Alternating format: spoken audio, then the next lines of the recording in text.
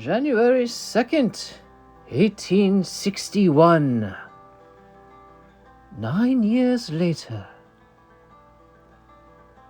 Tidying up some gear from an aged chest this morn, my eyes caught sight of this old journal, gathering near an inch of dust in my homestead's loft.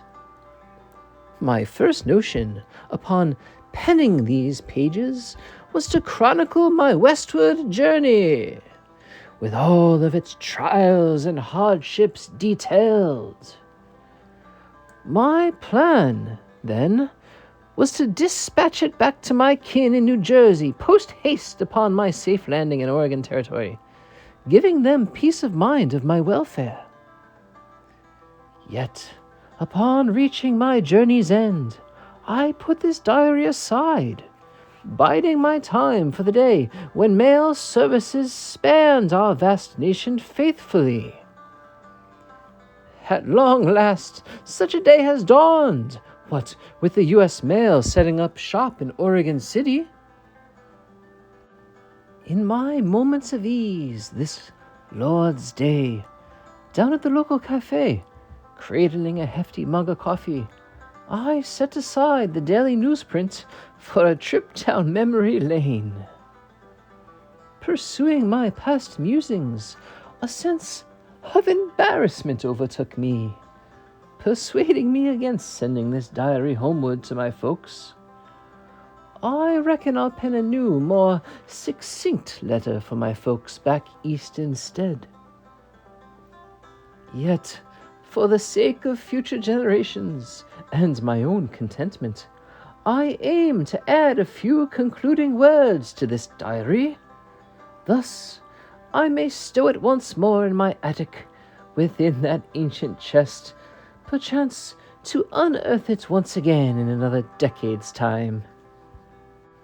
Upon establishing myself in Oregon, I endeavored to clear trees in the verdant Willamette Valley, aiming to sow the seeds of a new farm.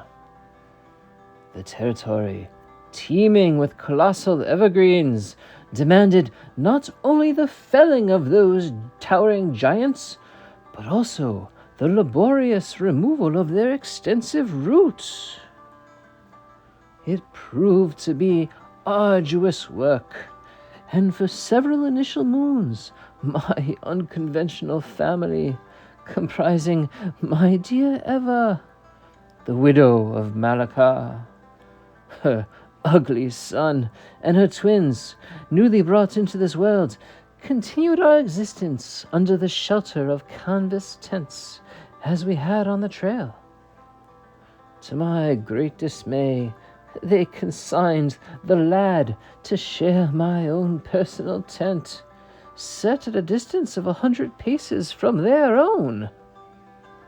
This was less than ideal, as night after night the boy was tormented by dreadful dreams, rousing from slumber with cries of fear, thus robbing me of my own rest.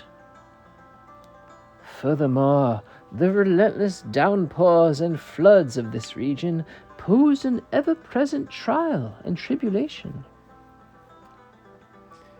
This dire circumstance compelled Eva, with firm insistence, to have me expend the lion's share of my own hoarded gold on securing lodgings for her in Oregon City, with her companion and their twins.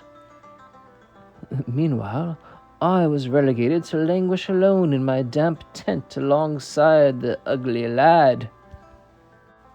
This disheartening state of affairs persisted for the span of a year, until the day that a great flood obliterated all semblance of my endeavors. A cabin I had with great toil erected was swept asunder, and the fertile soil of my would-be farm was scoured clean, leaving naught but stone where once my garden promised bounty. With a heart Heavy with resignation, I abandoned my aspirations of forging a new existence in the wilds of the West, and instead sought employment within the city's confines.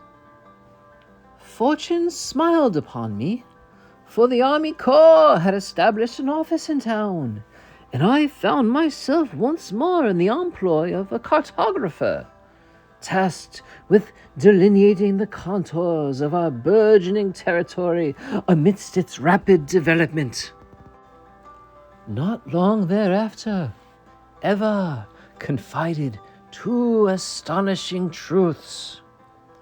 Firstly, she and Malakar's widow had indulged in actions deemed unnatural by society, a practice initiated back in Missouri with the individual known as Bocce Luciana. Eva expressed her lack of desire to conceive a child with me, instead preferring a matrimonial life with a woman. After extensive deliberation with the local pastor and a brief institutionalization of Eva in the town's asylum, I, with great reluctance, came to accept this reality, culminating in our divorce. The second astonishing truth that Eva confided with me, diary, I am loath to document this one, fearing that the prying eyes of a detective in years yet to come may happen upon this diary while searching for clues. Astoundingly, Eva confessed to being Malakar's murderer. Admitting it was she who ignited the dynamite within his wagon. The notion of alerting the sheriff crossed my mind indeed. Currently, she and her companion operate a sandal shop in town, distinguished by an odd multicolored flag. Whenever our paths cross, I make it my endeavor to avoid her gaze. But, diary, I mustn't let the shadows of bygone days cloud these pages with dire negativity. 'Tis with a light heart I share that I have taken a new bride, and verily she outshines the former. Together we've been blessed with a daughter, Grace, a name chosen to honor the divine favor God granted upon us with her arrival. After the tumultuous tides I have navigated, you might find surprise in learning that my wife hails not from the Western Christian fold, but from the far reaches of China. Her name is Wang, a young woman who, much like myself, ventured to these shores in pursuit of a brighter future. An astounding yarn on how we cross paths, one that surely defies the ordinary. That peculiar fellow I've noted afore in this diary, he who bore my last name yet knew not the art of breath. 5 years past, he sought me out, quite unexpectedly. Emerged he did from his ill-fated detour through the desert alongside Martine. In San Francisco, he set about founding a church of sorts, dedicated to the practice of breath. Yet, he was rather unsuccessful in his endeavor, unsurprisingly. Thus, he found solace among the burgeoning Oriental enclave, and 'twas there he encountered Wang. What relation does this have to me, you may wonder? Well, the gent harbored a deep and passionate obsession with my very being, even from a distance, fancying me as a sort of counterpart to his very essence, a contrast twixt virtue and vice. He said something, he did, about yin and yang, or something along those lines, if you catch my meaning.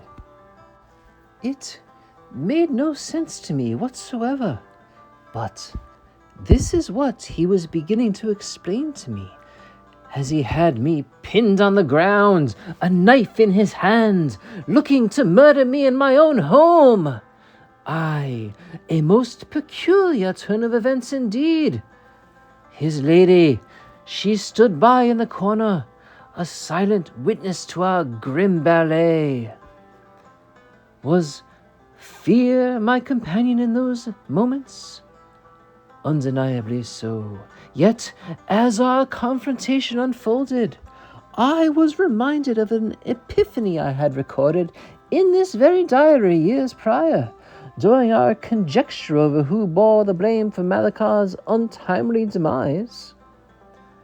I took a moment to look back and read what I had said about him to make sure I got the wording perfectly.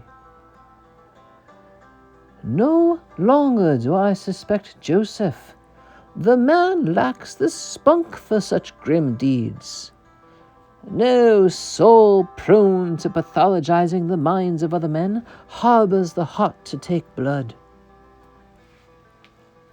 No, there I was, blade pressed to my bosom, whilst he prattled on with some muddled talk of when you see the Buddha, kill the Buddha, or some such nonsense. 'Twas then I wrestled the knife from his grip and plunged it into his breast a time or two, aiming for the very lungs that had failed to master the art of proper breath. As he lay gasping beside me, a grim irony suffused the air, as my own breathing proceeded on perfectly. My gaze then met the woman's, and lo, upon her countenance was not horror, but a gleam of something like admiration, a startling spark of joy. Right there, in that very moment of tumult and revelation, we found ourselves ensnared by the bonds of affection, as strange a beginning as any tale of love might recount. Fortuitously, I have been reunited with my esteemed friend Stephen, some 18 months ago. He discovered that the Mormon community in Salt Lake City did not align with his predilections, particularly due to their abstention from alcohol, tobacco, and other stimulants, and their insistence on missionary endeavors, and their peculiar dress of uncomfortable and hot, full-body underwear. The community's practice of polygamy left few prospects for a man of his station, new to the community he was, after all. While the most desirable companions largely were claimed by high-ranking clergy, opportunities for a man of Stephen's standing were noticeably disappointing. Stephen's tenure within the Mormon community concluded abruptly when, in a bid to elevate his social standing and thus improve his matrimonial prospects, he recited verbatim the eccentric musings of that elderly woman in the wheelchair from our caravan, alleging them to be his own divine predictions. As an outcast, Stephen discovered solace on a neighboring ranch, embracing the cowboy life. The ranch's proprietor, a man of Italian origin who had wandered from the Patagonian pampas of Argentina to Utah, had 4 daughters assisting on the ranch. Stephen, in particular, found himself enamored with one of the daughters and they were soon wed. Stephen endeavored to cultivate a garden of flower on the ranch, aiming to establish a modest enterprise. However, the arid and sandy conditions proved inhospitable for such growth, leading them to relocate their ambitions to Oregon. Now, just outside town, they manage their own farm of flower with considerable success. Michael Coonroy, too, that steadfast soul, has rejoined our circle. Would you believe it? After his spirits were dampened by the climate we faced on the trail, he and his family made their solitary way back to Nashville, venturing alone without the aid of caravan, guide, or map. Michael shared with us a tale most astonishing, claiming it near 3 years to reach Nashville, a journey often made in half a year. Misguided at Fort Hall, they turned back west, wandering clear to California. Upon the sight of the Pacific Ocean, Michael, for a moment, believed that they'd overshot Nashville and reached the Atlantic Ocean's shores. 'Twas Morgan who noted the sun's setting in the sea, not its rise in the sea, thus suggesting they were on the western coast. Resolving their mistake, they veered south, not east, and found themselves on the old Spanish trail leading through the desert to Santa Fe. From Santa Fe, they aimed north, seeking the Oregon Trail once more, only to be ensnared by the Republic of Texas's hostile lands. Weary I am of recounting their every turn, but suffice it to say, their odyssey led them through every which way, north, south, east, and west, before, at last, Nashville's familiar lands embraced them once more. Michael, after founding a thriving threshing business in Nashville, caught word of a burgeoning opportunities in the Willamette Valley. The rampant tree felling had paved the way for grass threshing enterprises, due to the shift of vegetation.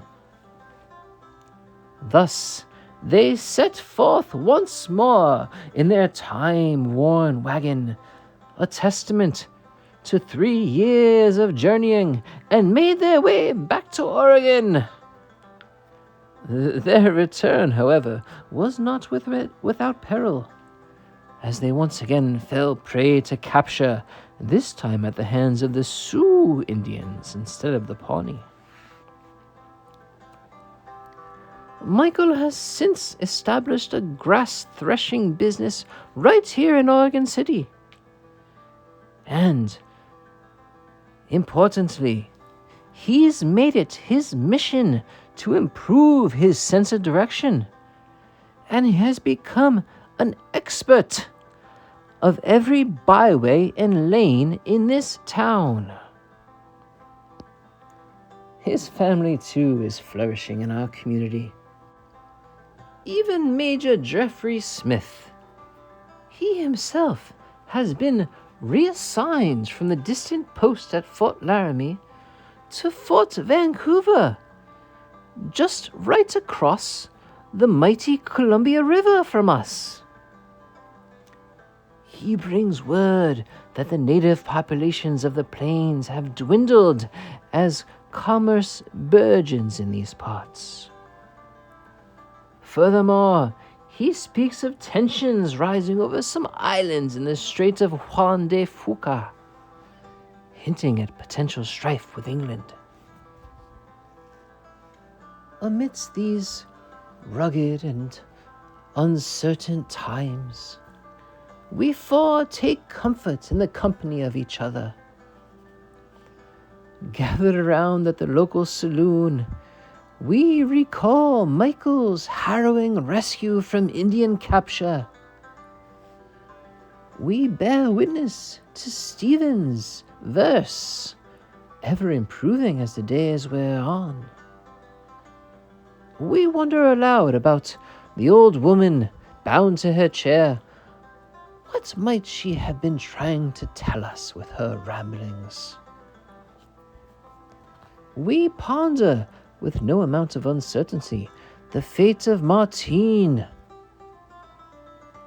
And in good humor, we hatch schemes for enterprises that are certain to fail before they even begin.